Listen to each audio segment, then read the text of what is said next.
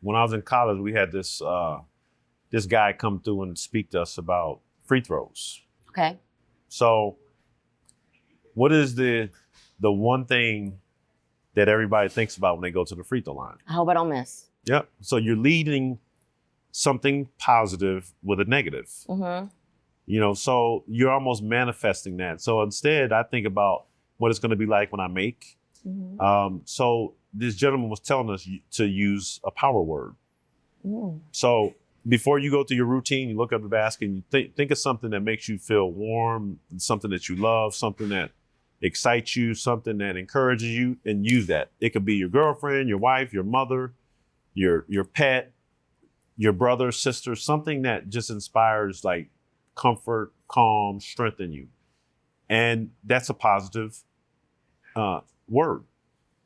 So that's what happens is we all choose certain individuals in our lives that we know went through something or provided a sense of strength for us.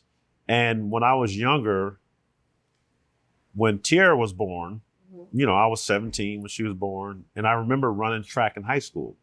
And I remember running and I was kind of dogged it. I was like, well, and Tiara's like, baby. Yeah.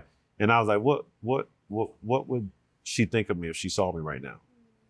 And so she's your muse. Yeah, she was my muse. She was always something that was in the back of my head that just said, boy, if I don't make this right, then she's going to struggle. I won't be able to provide for her. I got to be able to provide for her.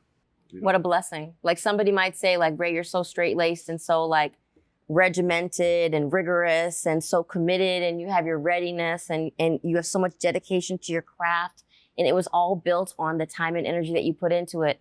Having a baby at 17 doesn't look like it aligns with the guy that's like the decision maker. But what a blessing that having a baby at 17, having Tiara as a young man motivated you, was an additional motivator for you to go after that success so that you could provide a better life for her. Yeah, and again, that's adversity. When you're young, you kind of figured out, how does this work? And then again, I had people around me to make sure that I still was able to go out and do what I need to do to be a provider for her and her mother and my mother and everybody under my umbrella. Because I think oftentimes, so I ask this people all the time, if you've seen a plant, in a pot and it was starting to wither away and die, what do? Water it, give it sunlight. You water it, you give it sunlight. And then if you're looking at it and you say, well, this plant's not growing, then what do? Change the soil, change the environment. Change the environment. You don't throw the plant away. You just change the environment around it. And most people, what we do a lot is we throw the kid away. Kid made a mistake, we throw him away.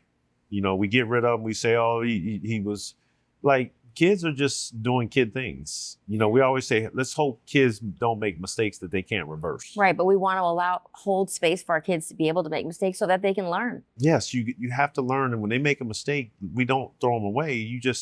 We have to change the environment around them. Take that dirt around them and move it and bring in new dirt and allow them just a fresher perspective. Fertile soil. Yeah, because sometimes you just need be around kids that hold you accountable. Like, no, you're getting your butt up and we're going to go shoot. Yeah. Or we're going to, that's what I beg for my kids, to have people around them. And all my friends say this to me, man, if I grew up around you, I would have made it to play professional, or I would have done this. And I'm like, it sounds good, but I knew who I was, and obviously know who I am now as an adult. But when you're a kid, you just don't want to do those things. You gotta be so forward thinking, knowing that at 15 years old, you figure when I was 15, 10 years later, I'm playing in the NBA and in the Olympics at 25.